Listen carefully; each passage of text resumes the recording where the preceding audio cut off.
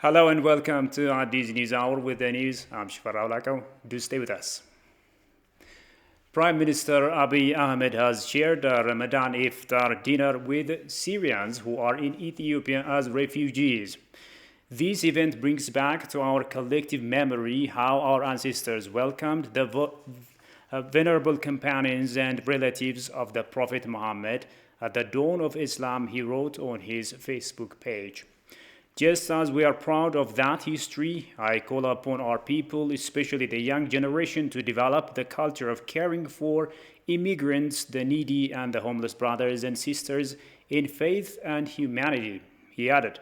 He also said the event shows Ethiopia's sincere desire to live with Muslim nations and their people forever in harmony, love, and peace today, in the future, and in the way the nation did in our past.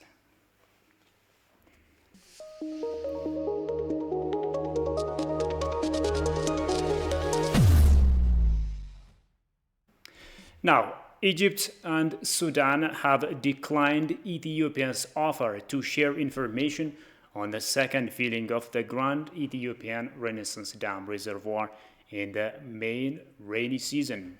Both countries claim they will face serious vulnerabilities if Ethiopia presses ahead with filling the dam in the absence of a binding agreement.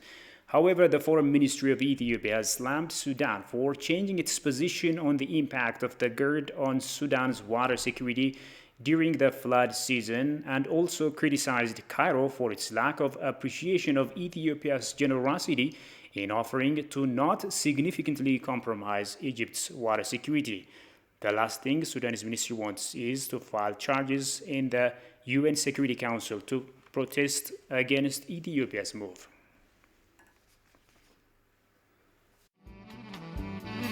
Hi, my name's Brooke Thomas Haftwood. I was born and raised in the UK. I do not like what the Egyptians are doing to Ethiopia.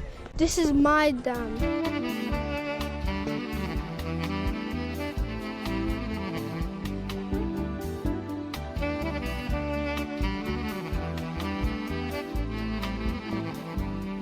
It's my dam. It's my dam. Gıddu yanıyla. It's my dam. Gıddu yanıyla. It's my dam. It's my dam. Yanıyla barlo. It is my dam. It is my dam. It's my dam.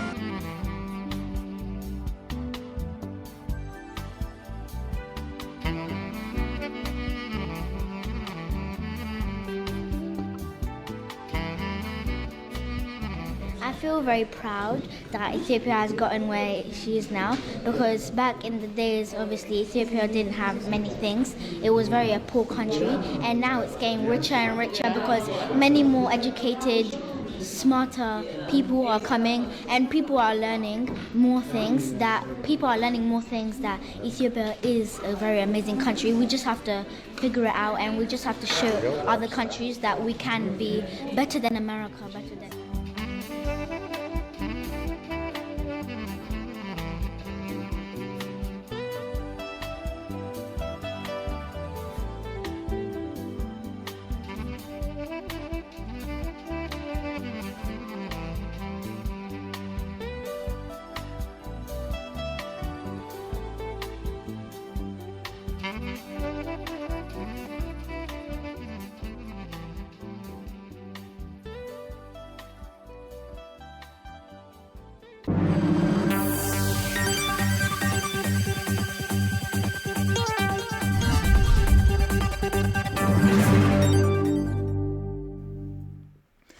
Now, moving to news in connection with the upcoming election.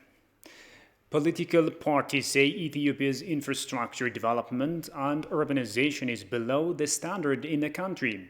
They made the remark while debating for the 6th general elections on fundamental infrastructure development and urbanization. Kasaun Chane presents the story as follows. Ethiopian political parties ready for the upcoming national election have held deliberations on primary infrastructure intensification and urbanization. They say infrastructure development and urbanization is below the standard in the country. Although it is known that urban centers are source of 60% of the country's economy, it is also known that the nation is following agricultural development. They have forgotten the development of urban dwellers. It is already known that the structure of a government in cities was without any representative. It is based on ethnicity, language, and race, and the cities have been administered with cadres and political appointees. This indicates that the city's dwellers were not considered as a citizen in their country. From this perspective, the election which was better by far was election 97, and the city dwellers respond their disinterest 100% to EPRDF appropriately. In the meantime, today, the successor of EPRDF Prosperity Party has been following a similar wrong way. In the government ownership, infrastructural development institutions will create great interrelated connections with the national investors and on the basis of the institutions. We will also work to transfer ownership to the private institutions. We will at the same time support in special conditions to the Ethiopian professionals, contractors, consultants, and we will accordingly capitalize the nation's design and construction capacity vibrantly. We will exert an effort to modernize the nation's infrastructural development that includes the expansion of the new infrastructural development across the country. Given the political parties also further stress the corruption and maladministration that brutally prolonged across the cities. When we seriously observe whether the development of the cities, firstly the ownership of the urban land leases and urban land registration is in accordance with the constitution or not. It is an obstacle in order to expand the cities and benefit the urban dwellers to achieve better growth. Rather, it is comfort to the maladministration and didn't interconnect the urban and rural dwellers. And we believe that it is limited with only industrial park expansions. You said so far that there were criminals who hide oil. So where are these persons being punished in the court of the law? Today, the people of Addis Ababa city are leading miserable lives. So as to our party, there is no one, an administrator who stops these glitches across the city. Prosperity Party representative on her part stated that her party is undertaking very sweeping reforms to restructure the cities. In another development, a political science researcher and international relations expert at the Diredawa University emphasizes the need to take election cards and actively participate in the 6th general elections. The scholar Surafel Gitaun has also called upon political parties to play share in bringing about national consensus to help broaden the political space of the nation. Alula Taklamariam reports. Ethiopia is making preparations for its fast approaching 6th general election, where political parties are campaigning and introducing their policies and alternative strategies. So far, over 18 million people have been reportedly registered in the first round of voters' registration period, which was rescheduled to start on March 25 and lasts until April 23, 2021. But the National Election Board of Ethiopia announced postponement of voters' registration for the country's 6th general elections this year, citing challenges like delayed support from regions and security issues. In connection to this, a political science researcher and international relations expert at the Diredawa University, Surafel Gitaun, articulated the need to take election cards and actively participate in the 6th general election. By taking cards so that we can only achieve a democratic form of government. That's, I think, the big challenge. Even though political parties, as a political party, their start is good, and we have observed also how just their participation is okay, but still I see people need to. I encourage people to participate widely by taking the card. Surafel underscored the role of scholars and scholastic institutions in strengthening the pillars of democracy, citing election as an example. Scholars need to engage themselves fully, not only in academics way, right? This is part of nation building as well. Scholars need to participate in nation building in different problems, just by eradicating those problems at the same time by conducting research That will really help strengthen democratic institution. At the same time, scholars, in this country, what lacks, scholars not really participated widely. We see that. So that's, I think, an obstacle for even national state building. So to build a successful state, a democratic state, scholars need to participate widely, right? We see the gap. We need to fill that vacuum, that vacuum, especially that space that's created, So if the scholars are not participating in one country, in a sense, means we can't achieve what we dream, It became a distant dream, So democracy, successful democratization, democratic process, it's a process actually, but really for state building, for successful state, scholars need to participate widely by conducting elections, by conducting researches, by publication, help strengthen government. That will help the government as well as the public in general. He further calls upon all political parties to play share in bringing about national consensus to help broaden the political space of the nation. Especially in terms of democratic election, when we conduct elections, there is always loser. At the same time, there is loyal opposition. Those who are loser are really remain loyal opposition. Those who really win the political and just who the majority vote will be government. In a sense, they can establish government. That is the purpose of political parties. So those are really the losers. Need to accept the election result without going to in different scenarios, right?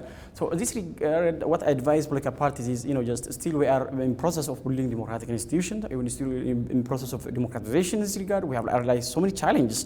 So this is crucial, especially in terms of election is crucial one way. So winning the legitimacy of government.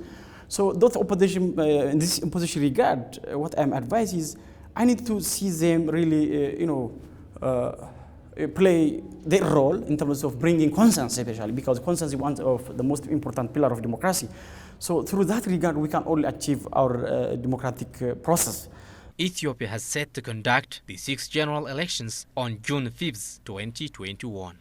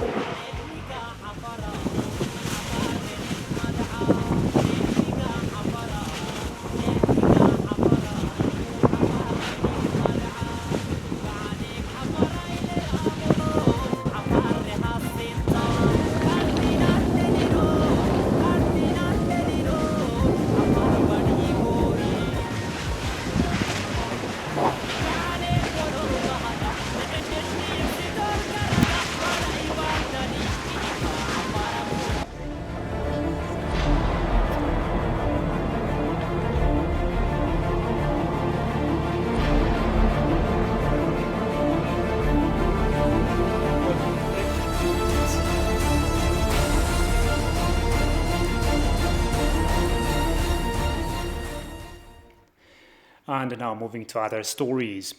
Various media outlets have reiterated the United Nations Security Council's statement on Tigray as internal affairs of Ethiopia. The Council released its statement recently, having made thorough follow-ups. Demis Makro has reviewed how different media outlets have reported the statement. Take a look. It is to be recalled that the UN Security Council issued a press statement concerning the situation in Tigray just a few days before. Following the release of a statement, different media institutions reported it, ranging from CNN, Reuters, and Voice of America to other local and international media outlets.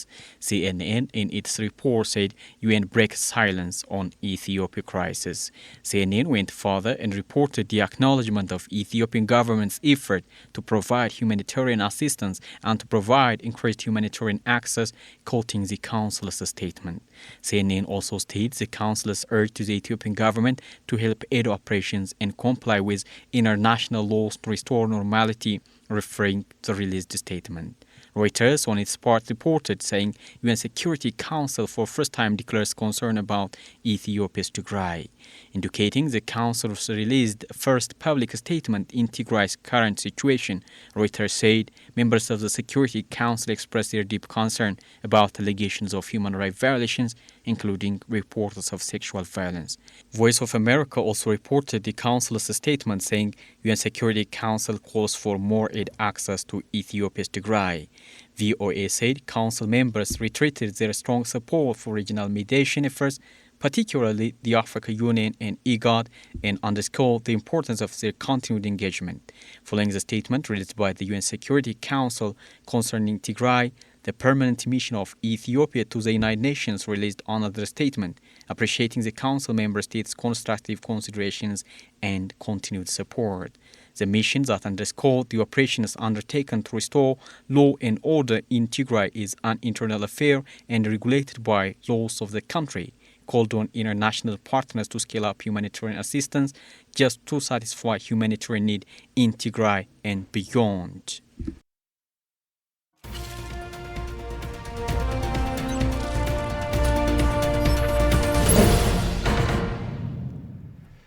The Ministry of Trade and Industry says Ethiopia has secured $2.4 billion from its target set to generate $2.9 billion from foreign trade over the past 9 months.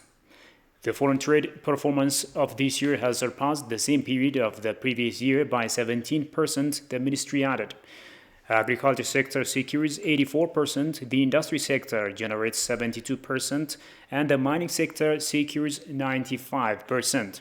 The ministry has secured over $745 million from the target to secure over $674 million from the agri-sector products. Information obtained shows the agricultural products of this year revenue has increased by over $46 million from the same period in the previous year.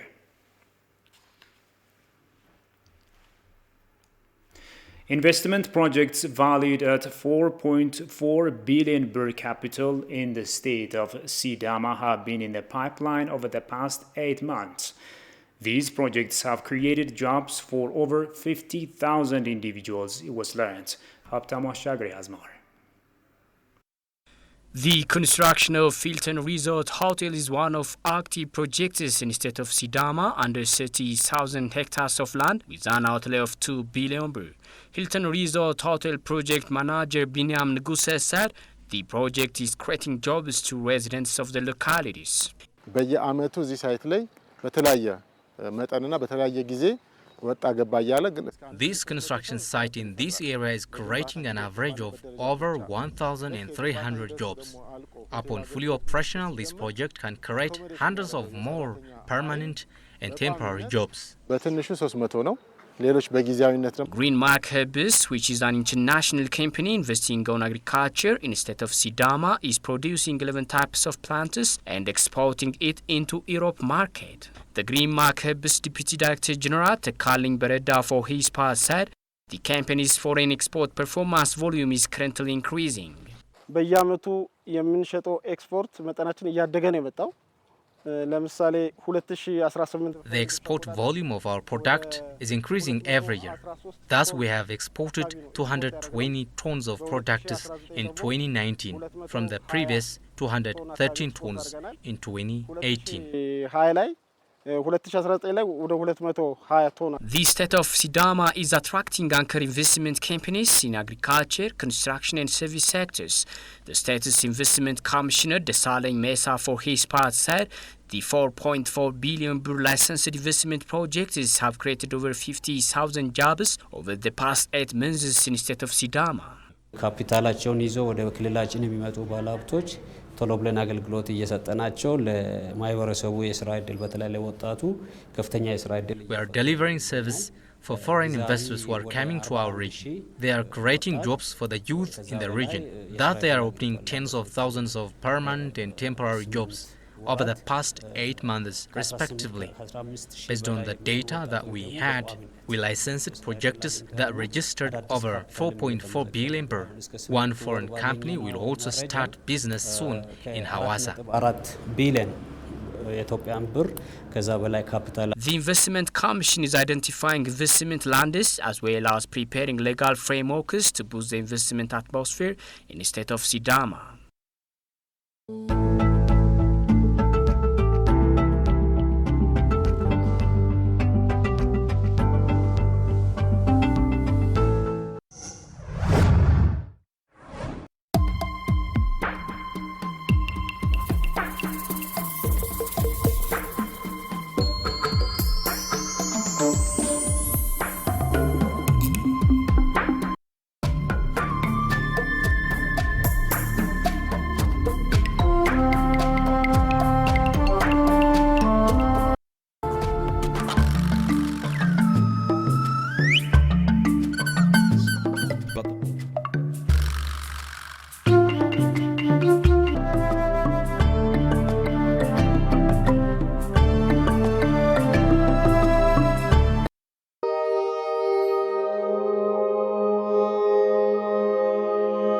Here I am in the Kalahari Desert in South Africa. I'm actually in the Kalahari Frontier Park, which is in a remote part of Northern Cape. It's about as far into South Africa as you get. We're bordered on one side by Botswana and on the other side by Namibia. This is the most beautiful region. It is everything you expect a desert to be, but with African animals. And we've seen a hell of a lot. We've seen lions, we've seen giraffe, we've seen an abundance of springbok and oryx. Today I've been and I have visited a bushman's village. The bushmen were there in their native dress, explaining their way of life with us. And I can tell you, it's quite a frugal way of life.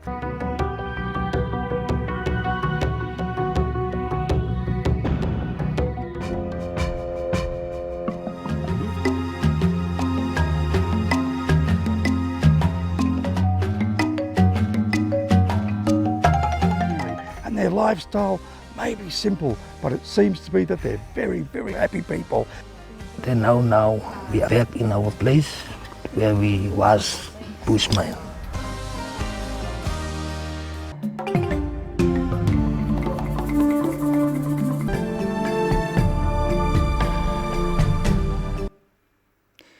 And finally, the African Union has called for an end to military rule in Chad, whose president was killed by rebels.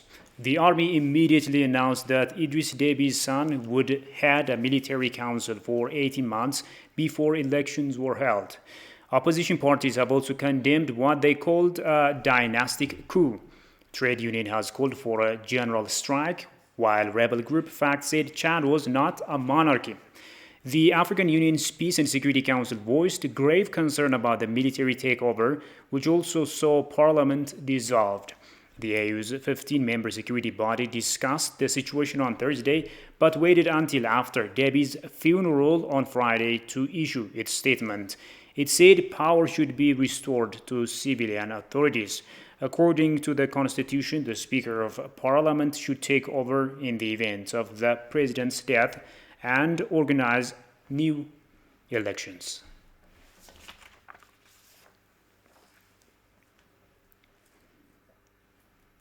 Finally, a quick reminder of the top stories. Political parties dub urbanization below standard in Ethiopia.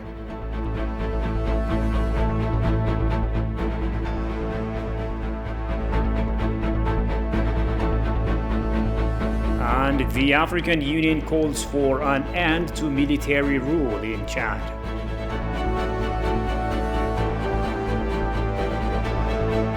And with that, we come to the end of this news edition. Many thanks for watching us.